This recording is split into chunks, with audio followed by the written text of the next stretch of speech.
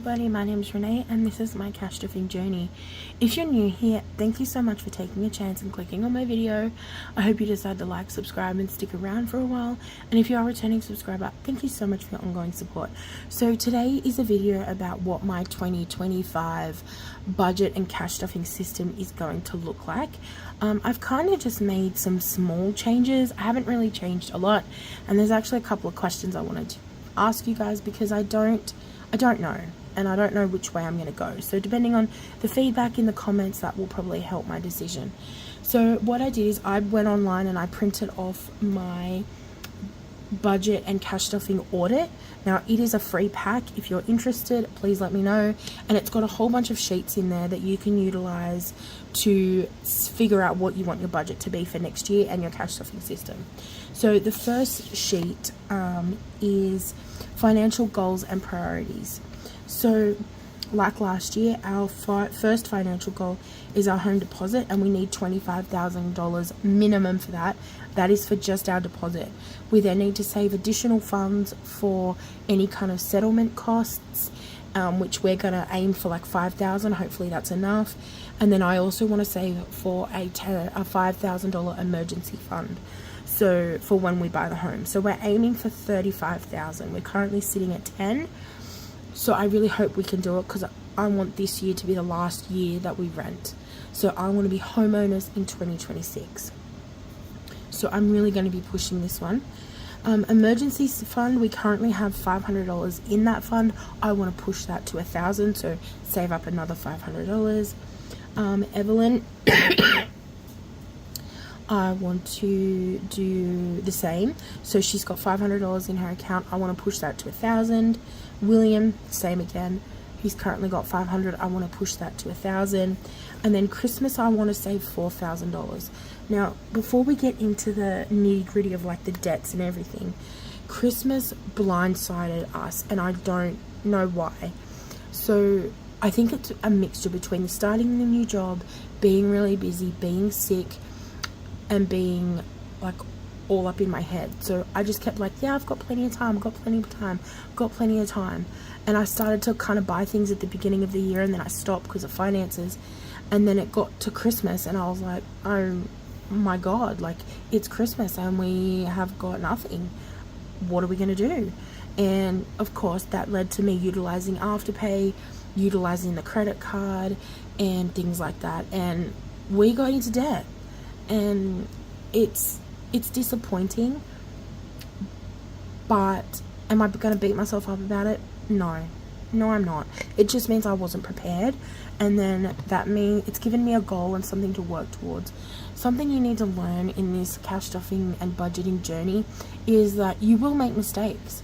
You will go backwards. You will spend the money that you spent so many months saving, and you might spend it in an impulsive purchase, and then you might have buyer's regret. I'm telling you. The thing is, it's really important to not beat yourself up about it. It's like, yeah, it happened. You did it. Learn from that mistake. Pick yourself up. Dust yourself off and start again. Keep going. Don't lose that momentum, and just keep that feeling in mind. The next time you get to that point, you've got that money and you're like, well, remember how I felt last time when I bought that? So what I'm actually going to do is I've actually thought about something that I'm going to trial and see if it works. So with Afterpay, the biggest thing is a lot of the times it's for big items that we need now. So what I'm going to do is I'm going to give myself a limit. So for example, $250 a week is the most I'm willing to spend if I was using Afterpay. Instead of putting it on Afterpay, put that $250 a week into a spending account, so that for 4 weeks I save up that $250, and then all of a sudden we can buy what we needed. If at the end of the month, because it's weekly, if at the end of the month I'm like, you know what, I didn't really need that, then bonus, it rolls over into the next month. So that's how I'm going to start it at the moment. Anything extra, because I'm not even going to lie, at the moment I am paying $500 a week on our Afterpay, and it's ridiculous. It's ridiculous. It needs to stop. So what I'm going to do is any extra money is going to go straight into the deposit. So that's how I'm going to start it. I'm going to see if it works. I'm going to pay off what I currently have on Afterpay now, not put anything on it, and utilize that system and see if it works. I'm really hoping it will, because either way, by like June, July, August, I need to have Afterpay paid off and shut down no matter what. Because when you go for a home loan, buy now and pay later services and credit cards are a big no-no. You can get home loans with them. I know some people who have, but it can impact your borrowing capacity. It can impact if they view you as a viable candidate for a mortgage. And we are already a single income household, and my budget is stretched pretty thin. So once we pay the mortgage payment, there's not going to be a lot of wiggle room for us to kind of mess up. So I need to prove to the bank that we are a good option, because I can't imagine anything worse than going through the last few years scrimping and saving and doing everything we're supposed to, only to be told at the final line that like, no, sorry, we're not approving you for a home loan. Like, I couldn't imagine anything worse, especially because the landlord has been so amazing in working with us and keep giving us year after year after year while we save for our deposit. And I don't want to get to the end and be like, hey, sorry, the bank won't give us a mortgage. Like, do you know what I mean? And that puts our housing at risk. Like, she might be like, fine, I'm selling, you guys need to figure it out. Like, I couldn't imagine anything worse. So I really need to make sure that we are a good candidate for a mortgage. And part of that is getting rid of the credit card, getting rid of the buy now, pay later services. I've already got rid of Zip Pay, and we haven't had that in quite some time. And yeah, Afterpay and the credit card are next. So that's kind of what we're saving for at the moment. So that's, now that I've gone on that little rant, we'll go through the debts. Like every year, my HEX help is $40,820.92.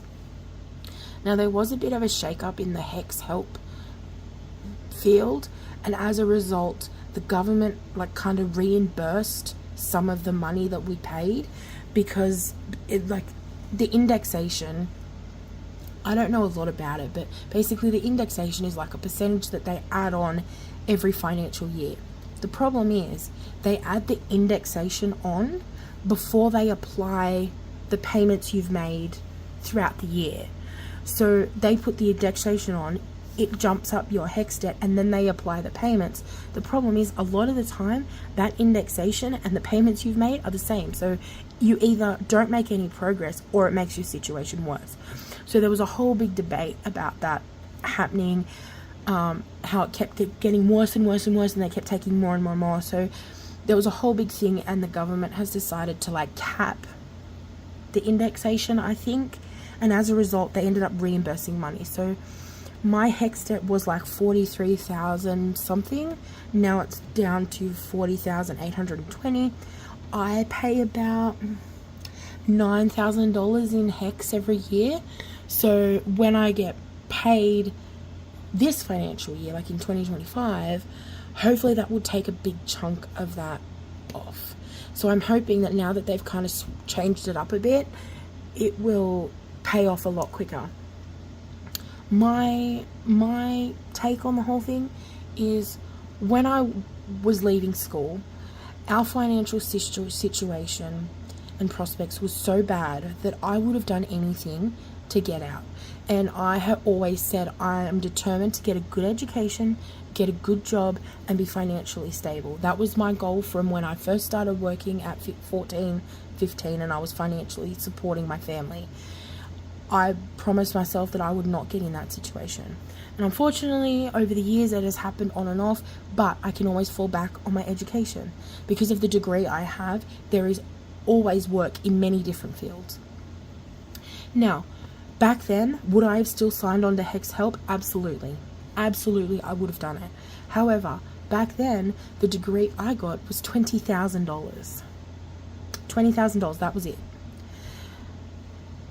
I have been paying that now for 10 years, and I'm still sitting at $40,000, which is double what it was. I was happy to pay the debt. It's kind of the indexation that makes it really, really hard to get anywhere. So I'm hoping that with this swap up, it'll let me get kind of a foothold into it and get it paid off in a couple of years. It's probably going to take me, if I can pay off like $5,000 a year,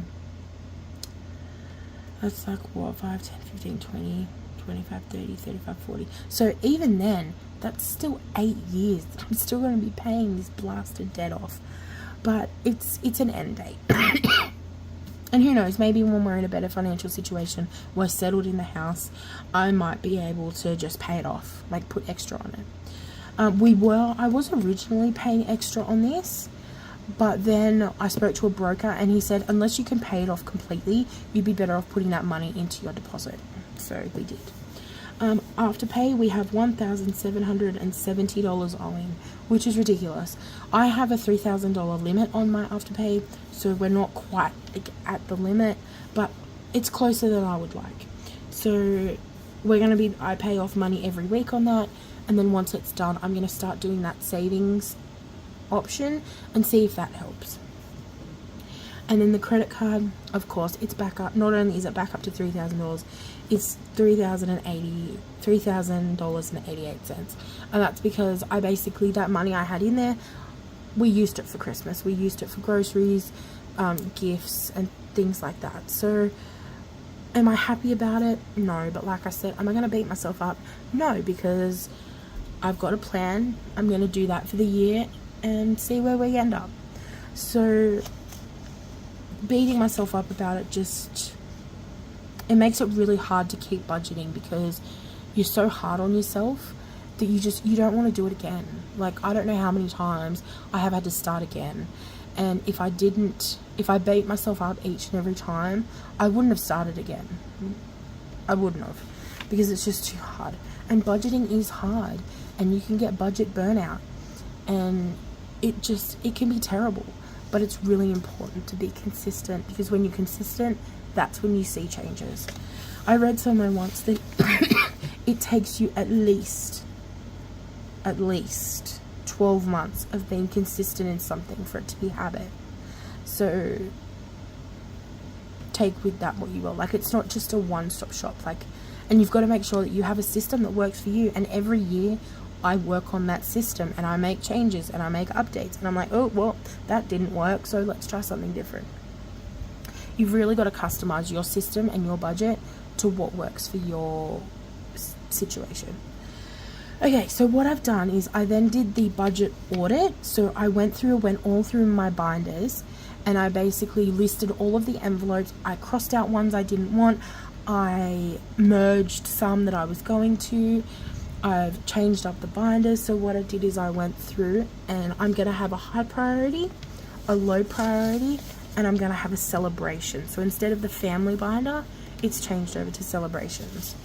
So this is a list, but I got some beautiful new binders, and I'm so excited for them.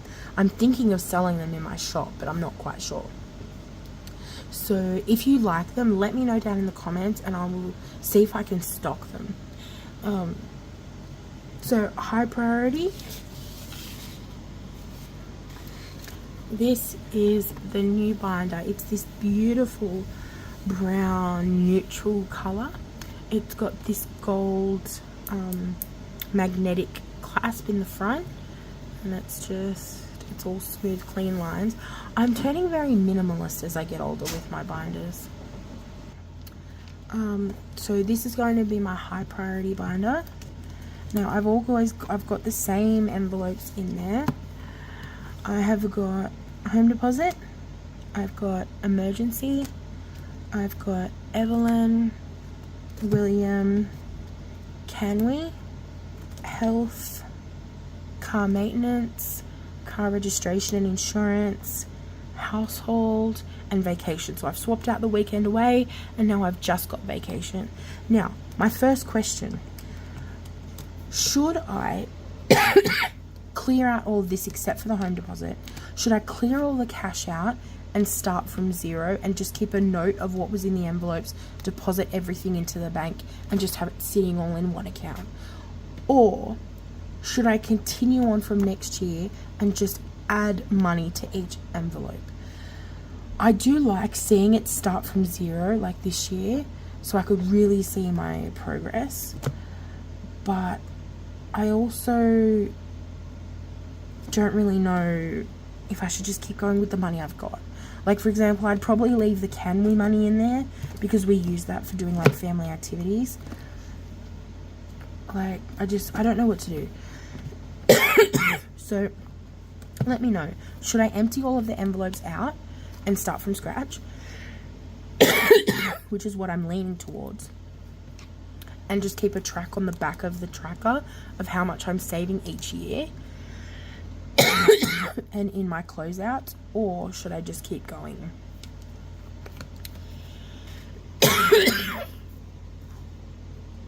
Sorry guys, I need a drink. You at least edit out the coughs in your... Okay, sorry, Lowe's came out and he needed help with something. So now we've got low priority, which is this beautiful sage green colour. Same gold detail.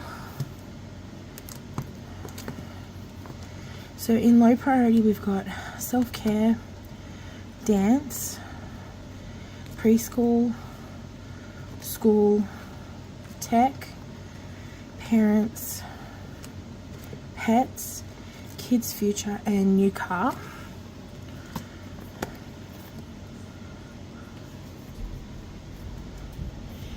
And then finally we've got this pale, I don't know if you can tell, but it's like, it's a really kind of dusky blue, if that makes sense. Like it's a really pale dusky bluey grey colour. It's really beautiful. And we've got Christmas, Easter, birthday, Mother's Day, and Father's Day. So this is a celebration binder. See what I mean about, like, that's a full Christmas because I took it all out of the Christmas envelopes. So yeah, I've got Christmas, Easter, birthday, Mother's Day, and Father's Day. So that's what we're saving up for throughout the year. And then another question I have this pale pink one. It's like a muted pale pink. This is what they actually come with. They actually come with like a diary, and you can put in the dates. But I just pull these out. Now I'm trying to think of what I could make this like.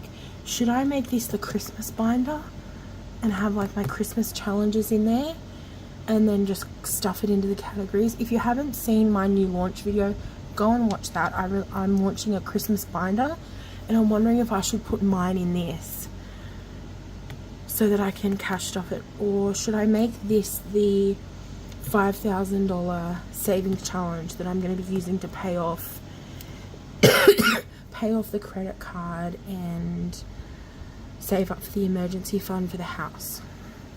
I'm not sure which one, so let me know. Should I make a Christmas binder, or should I make it like a debt/emergency fund binder? Let me know down in the comments. If you're interested in these, let me know and I'll reach out and see what I can do about supplying them in my store.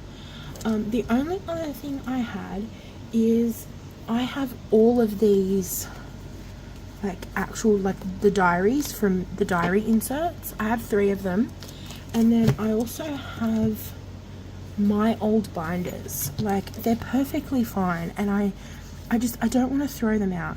So if you are interested in these categories, so like family, the adults, family, the kids, and then low priority and high priority. Sorry if you can, hopefully you can see that. If you're interested in these, and I'm happy to make like dashboards for these to split it. If you're interested in these, please let me know. I'm happy to send them out. So that they're not going to waste. Like, I would have to wipe them down obviously because like they're a bit dirty just from being on my desk, but I could easily clean these up. Yeah, and let me know if you want them, because I hate the thought of just throwing them out because they're perfectly good binders. Yeah, so let me know. If not, I might just pull all the stickers off and just advertise them on the... If you're new here, you may not know, I actually run a cash stuffing buy, swap and sell page. So if I don't have any interest on here, I might put them up on there. But yeah, so if you're looking for like cash stuffing needs, head on over to that. It's on Facebook. It's just cash stuffing buy, swap and sell. And there's a whole heap of like challenges and items on there that people are trying to get rid of or looking for. So you might know what you're looking for there. So I might put them up on there if, like I said, none of you guys are interested. Yeah, so that's my new system for now. In the comments, let me know what you think. Let me know what I should do with the money. Should I pull it all out, start fresh, put all that money into the savings account and just keep a track of it? Or should I just keep cash stuffing with what's in there and keep going? So remember to live, laugh, love. And when life gets hard, just roll it in glitter. And I hope you have an amazing, happy new year. Bye, guys.